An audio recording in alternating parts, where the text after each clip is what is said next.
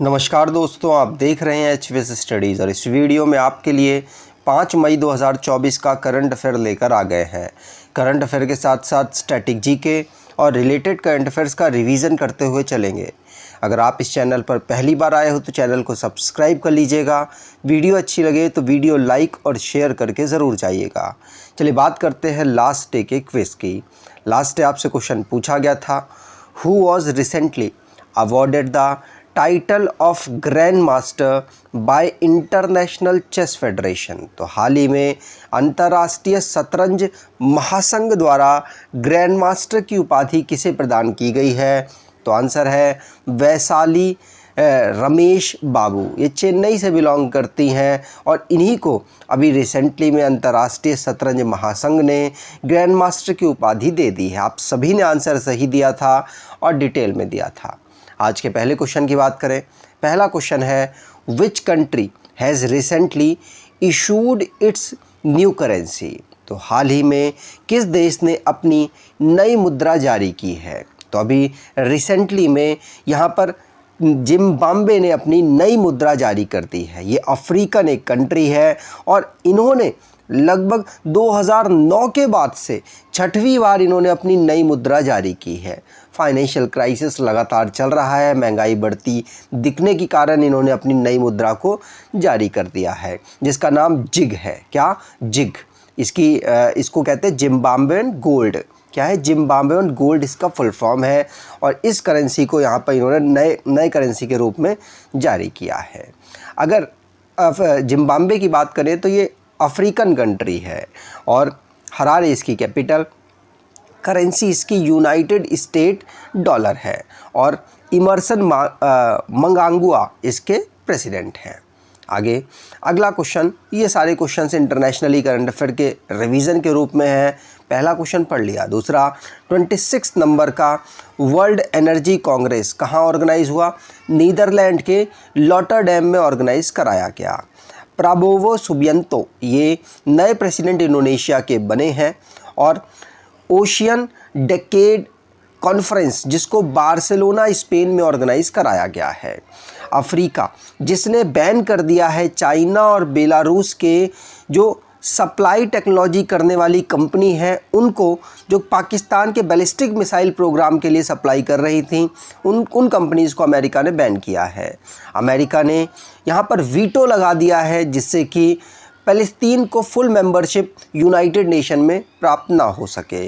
और ली सेंग लुंग ये नए प्राइम मिनिस्टर हैं सिंगापुर के और इन्होंने स्टेप डाउन कर दिया है अपनी पोस्ट से, क्योंकि काफ़ी साल से यही लगातार प्राइम मिनिस्टर बने हुए थे और उम्र भी काफ़ी हो गई थी।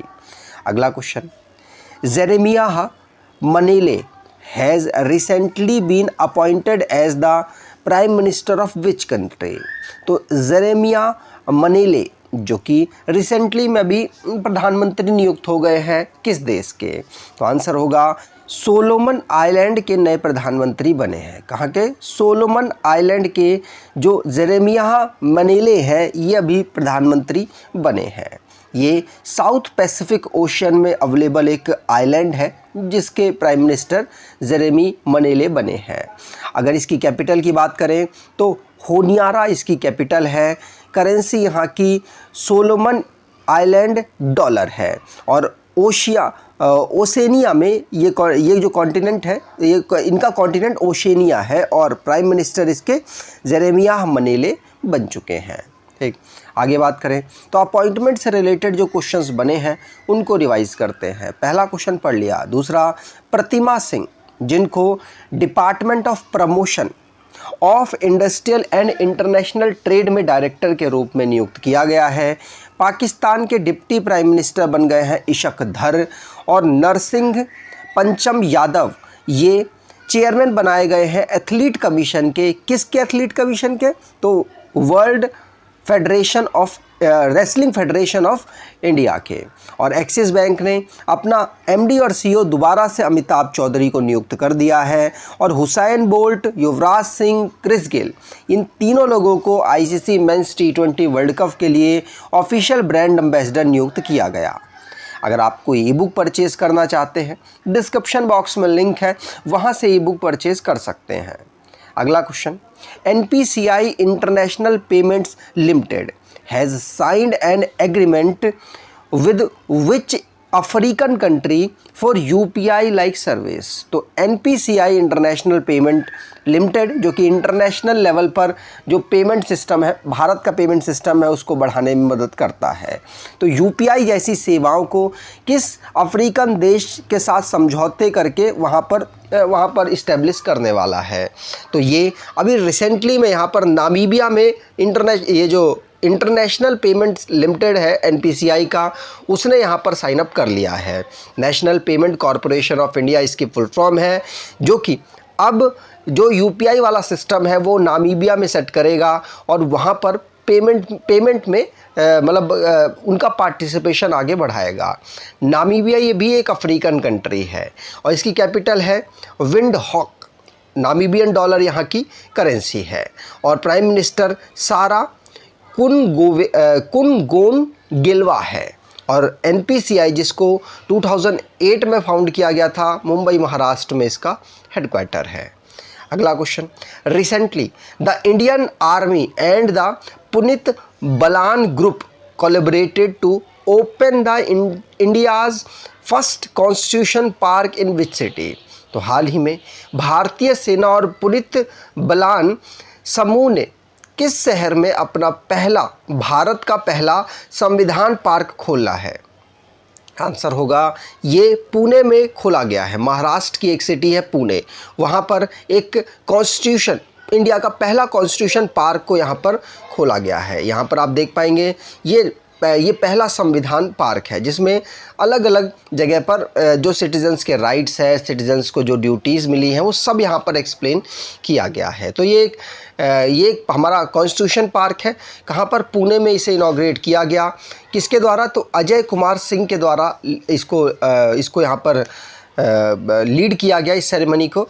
और कॉन्स्टिट्यूशन की जो ड्यूटीज़ हैं, इसको प्रोग्रेस करने के लिए 100 साल जब भारत की आज़ादी की हो जाएंगे, इसके लिए इस एम के साथ इसको खोला गया है। ठीक, चलिए आगे बात करें।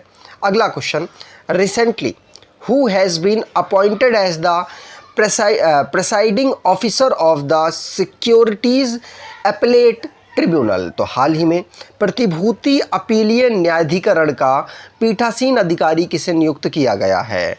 तो अभी रिसेंटली में जो सेट है, सिक्योरिटीज़ अपीलेट ट्रिब्यूनल का पीठासीन अधिकारी नियुक्त कर दिया गया है। किसको?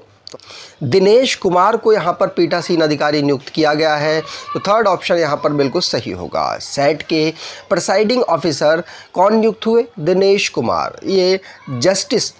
ये रिटायर्ड जस्टिस हैं और इन्होंने चीफ जस्टिस के रूप में कर्नाटका हाई कोर्ट में काम किया हुआ है, इनको एक्सपीरियंस है और अब इनको सिक्योरिटीज़ अपीलेट ट्रिब्यूनल के प्रिसाइडिंग ऑफिसर के रूप में नियुक्त कर दिया गया। ठीक, आगे बात करें। अगला question, where did Indian player win both men's and women's double title at the 6th Asian carrom championship. तो अभी 6वें नंबर की एशियन कैरम चैम्पियनशिप ऑर्गेनाइज हुई है। वहाँ पर किन भारतीय खिलाड़ियों ने पुरुष और महिलाओं दोनों का युगल खिताब जीत लिया है? तो अभी रिसेंटली में पुरुष और महिलाओं दोनों का युगल खिताब जीता है।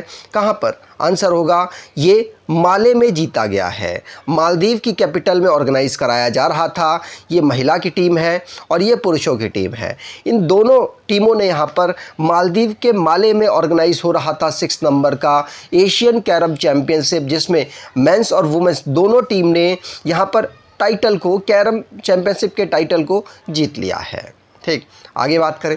अगला question, red colobus conservation action plan recently seen in news is an initiative of which organisation. तो हाल ही में समाचारों में रही रेड कोलंबस संरक्षण कार्य योजना किस संगठन की पहल है? तो हाल ही में समाचारों में रही रेड कोलंबस संरक्षण कार्य योजना IUCN की पहल है। तो फर्स्ट ऑप्शन यहाँ पर बिल्कुल सही होगा। IUCN जो दुनिया में जो विलुप्त प्रजातियां हैं उनको नोटिस करती है, उनको नोट पे रखती है और साथ साथ इनको कंजर्व करने में लोगों की और साथ साथ दुनिया की पार्टिसिपेशन को बढ़ाने में मदद करती है। तो IUCN, international union for conservation of nature, जिसने अभी रिसेंटली में रेड कोलंबस को यहाँ पर जो रेड कोलंबस है इनको कंजर्वेशन ट्रॉपिकल फॉरेस्ट में कंजर्व करने के लिए यहाँ पर दुनिया का ध्यान बटाया है। और साथ साथ IUCN की बात करें तो इसको 1948 में फाउंड किया गया था। ग्लैंड स्विट्ज़रलैंड में इसका हेडक्वार्टर है और इसके इस समय पर DG ग्रेथल अगुएलर हैं और प्रेसिडेंट हैं रज़ान अल मुबारक। ये कंजर्व करने में बायोडाइवर्सिटीज़ को यहाँ पर काम करती है।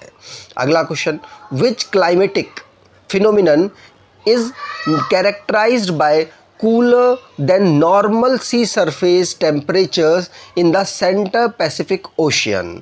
मध्य प्रशांत महासागर में सामान्य समुद्री सतह के तापमान की तुलना में कौन सी जलवायु घटना ठंडी होती है? तो ये ला नीनो की कंडीशन में होता है। दो होती हैं, एक तो ला नीनो, भारत के पर्सपेक्टिव में बात करें तो ला नीनो जब कंडीशन बनती है उस समय पर भारत के जो रीजन है और ऑस्ट्रेलिया के जो रीजन है इनमें ज़्यादा बारिश होती है, सामान्य से ज़्यादा बारिश होती है। और अगर अल नीनो वाली कंडीशन बनती है तो उल्टा होता है, सामान्य से भी काफ़ी कम बारिश होती है।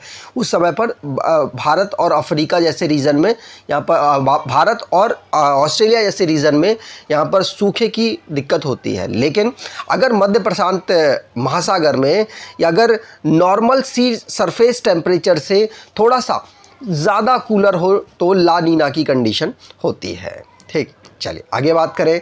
अगला क्वेश्चन है, what is Antares recently seen in news? तो एंटरेस जो खबरों में अभी रहा है वो क्या है? ये एक प्रकार का रेड सुपर जायंट स्टार है। क्या है? Red super giant star. तो थर्ड ऑप्शन यहाँ पर बिल्कुल सही होगा। ये बेंगलुरु बेस्ड जो इंडियन इंस्टीट्यूट ऑफ एस्ट्रोफिजिक्स है, इन्होंने रिकॉर्ड किया है तो रिसेंटली में रेड सुपर जायंट स्टार को, जो स्कॉर्पियस कॉन्स्टलेशन के रूप में दिखा, जिसकी पावर दिखी, इसीलिए अभी ये चर्चाओं में आ गया है। इसका जो साइज़ है लगभग सन से भी 10,000 टाइम ब्राइटर था, इसीलिए ये अभी ऑब्ज़र्व किया गया। बेंगलुरु बेस जो IIA नाम की जो एक ऑर्गेनाइजेशन है उसने, और ये चर्चाओं में रही। अगर बात करें इंडियन इंस्टीट्यूट ऑफ एस्ट्रोफिजिक्स की तो ये 1971 में फाउंड की गई थी। डायरेक्टर इसके अन्नापुरी सुब्रमण्यम है। आगे अब लास्ट डे के करंट अफेयर्स को रिवाइज करें तो थर्ड पोजीशन पर भारत रहा है 29 मेडल्स के साथ 21st Asian under 20 athletics championship में, और पहले पर चाइना, दूसरे पर जापान रहा है। प्रतिमा सिंह ये नई डायरेक्टर नियुक्त हुई हैं DPIIT में, और कृष्णा सुब्रमण्यम ये वाइस चीफ इंडियन नेवी में नियुक्त हुए हैं। वैशाली रमेश बाबू इनको ग्रैंड मास्टर की पदवी दे दी गई है, टाइटल प्रोवाइड करा दिया गया है इंटरनेशनल चेस फेडरेशन के द्वारा। और आलोक शुक्ला ये एक छत्तीसगढ़ के फॉरेस्ट एक्टिविस्ट हैं जिनको गोल्ड मैन एनवायरनमेंट अवार्ड 2024 से नवाजा गया है। उत्तराखंड में अभी रिसेंटली में 14 प्रोडक्ट्स जो बाबा रामदेव की ओन्ड कंपनी है पतंजलि आयुर्वेदा और दिव्य फार्मेसी, इनके यहाँ पर लाइसेंस कैंसिल कर दिए गए हैं। IIT पटना को यहाँ पर पेटेंट दे दिया गया है भारत सरकार के द्वारा कि वो अब इंडिजीनियसली डेवलप करेंगे कम्पैक्ट इन्वर्टर को। आगे नासा का भी एक सेंसर है मोडीज़, जिसने अभी रिसेंटली में यहाँ पर ये उत्तराखंड की जो फायर है 40 अलग अलग जगह पर एक्टिव फायर को ऑब्जर्व किया है, आइडेंटिफाई किया है। और उत्तराखंड में जो फायर है उसमें वहाँ के जो लोकल अथॉरिटीज़ हैं वो तो पार्टिसिपेट कर ही रहे हैं, लेकिन इंडियन एयरफोर्स ने भी इसमें पार्टिसिपेट किया है जिससे कि आग को कंट्रोल किया जा सके। वर्ल्ड प्रेस फ्रीडम डे हम ऑब्जर्व करते हैं 3 मई को। आगे बात करें आज के क्विज़ की तो आज का क्विज़ है, Jeremiah Manele has recently been appointed as the prime minister of which country? तो जेरेमिया मनाले जो हाल ही में किस देश के प्रधानमंत्री बने हैं, कमेंट बॉक्स में डिटेल में आंसर दीजिएगा। अगर आपको ये वीडियो अच्छी लगी है तो आपसे अनुरोध करूंगा वीडियो को लाइक कर दीजिएगा, चैनल को सब्सक्राइब कर लीजिएगा। धन्यवाद।